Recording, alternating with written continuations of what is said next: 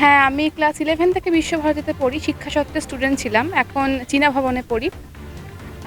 আমি সকালে উঠেছি, তারপরে আমি আজকে আসলে আমাদের শনিবার তো ছুটি আছে ডিপার্টমেন্ট। তো আমি প্ল্যান করেছিলাম বন্ধুদের সাথেই যে আজকে আসবো। কারণ সকালের এই উপাসনাটা দেখলে না মানে শুধুমাত্র যে একটা অনুষ্ঠান দেখতে আসছি তা না, আমাদের মনেরও খুব একটা শান্তি হয় এবং সারাদিন যেমন একটা সকালে মেডিটেশন করলে যেমন সারাদিনটা ভালো কাটে, সেরকম এই জন্য আমাদের সারাদিনটা খুব ভালো কাটে। মানে আমার যেমন এটা দেখার পর এখন মনটা খুব ভালো আছে। এরপর বাড়ি গিয়ে যদি পড়াও করতে বসি সেটাও খুব ভালোভাবে হবে। আর আম ওনাকে তো আমরা কবিগুরু বলার থেকে বেশি আমাদের গুরুদেব বলি।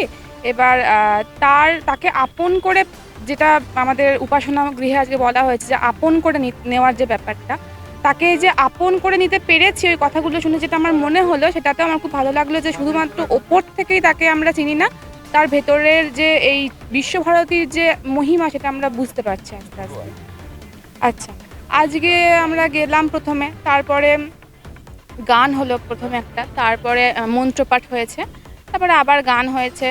তারপরে এই যে বিশ্বভারতীকে মানে সরি গুরুদেবকে শুধুমাত্র যে তার জন্মদিনটা একটা উৎসব নয়, এটা তাকে আপন করে পাওয়ার, তার দর্শনকে, তার মহিমাকে বোঝার একটা উপায়, সেই দিকটা আমরা বুঝতে পারলাম। তারপরে আবার গান হলো, মন্ত্রপাঠ হলো, দিয়ে এর মাধ্যমে শেষ হলো। এগুলো করতে পেরে, এই কাজে অংশগ্রহণ করতে পারে আমি খুবই খুশি। আমি ক্লাস 11 থেকে যখন এসেছি তখন থেকে এই কাজে অংশগ্রহণ করি, প্রত্যেকটা বিশেষ দিনেই আসার চেষ্টা করি এবং আজকে যে আসতে পেরেছি এটাতে আমি প্রচণ্ড খুশি। আমার নাম অঙ্কিতা মুখার্জি। আমরা জমজমাট করে ধুমধামের সঙ্গে শ্রদ্ধা আনন্দের সঙ্গে উদযাপন করতে শুরু করেছি।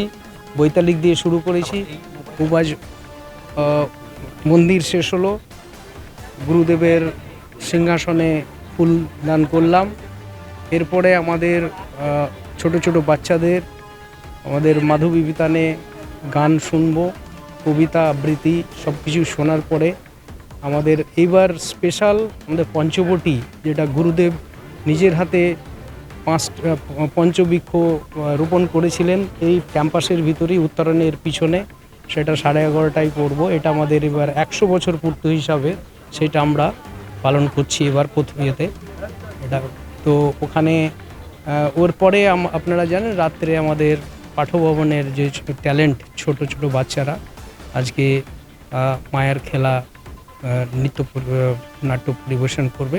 এটা আমাদের আজকে পুরো দিনের আর এই ঐতিহ্য আমরা বজায় রাখবো প্রজন্ম থেকে প্রজন্মেতে আমাদের এই সঞ্চালিত সাধনার সঙ্গে, এবং আমাদের সব সঙ্গীত আবৃত্তি এইসব নিয়ে আমাদের আজকে পুরো ব্যস্ততা এবং আনন্দের সঙ্গে দিন গুরুদেবের ঐতিহ্য।